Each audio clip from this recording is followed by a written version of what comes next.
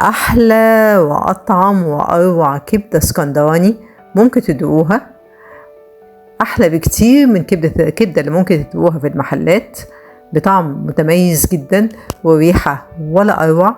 هي الكبدة الاسكندراني اللي على طريقتي.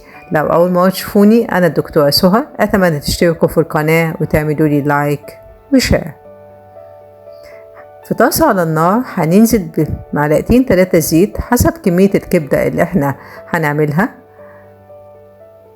أنا عندي كبدة شرايح قطعتها لشرايح صغيرة، أنا مش بحب أجيبها من عند الجزار متقطعة اسكندراني على طول، أنا بحب أقطعها بنفسي، أنا بحب أقطعها كبيرة شوية. هبدأ أشوح الكبدة بتاعتي على النار بدون أي إضافة، ولما تتشوح الكبدة بتاعتي هبدأ أعمل الخلطة اللي هتدي الكبدة ريحة وطعم مختلفين تماما. هنزل بفصوص من الثوم في الكبة بتاعتي وعليهم فلفل رومي وقرن واحد من الفلفل الحامي أو حسب الرغبة، لو كنتوا بتحبوا الحراق استخدموا أكتر من قرن.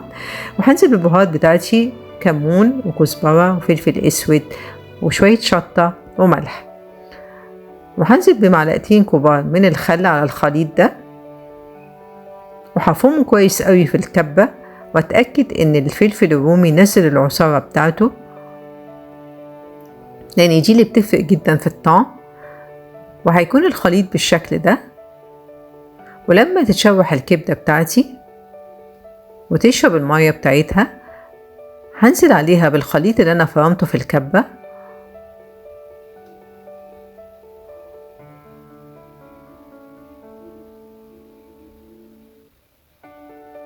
وأقلبها على النار واخلطهم كويس واسيبها على نار هادية لمدة 10 دقايق، واغرفها في طبق التقديم بتاعي. ودي كانت الكبدة الاسكندراني بطريقتي، سهلة وبسيطة، مش قادرة اقول لكم قد ايه ريحتها روعة وطعمها حاجة ولا الخيال. اتمنى لو عجبتكم وصفتي النهاردة انه تتنفذوها وتكتبوا لي رأيكم وأسئلتكم في التعليقات، لأني متأكدة أنكم بعد ما تعملوها عمركم ما هتاكلوا الكبدة من أي محل بعد كده. وبالهنا.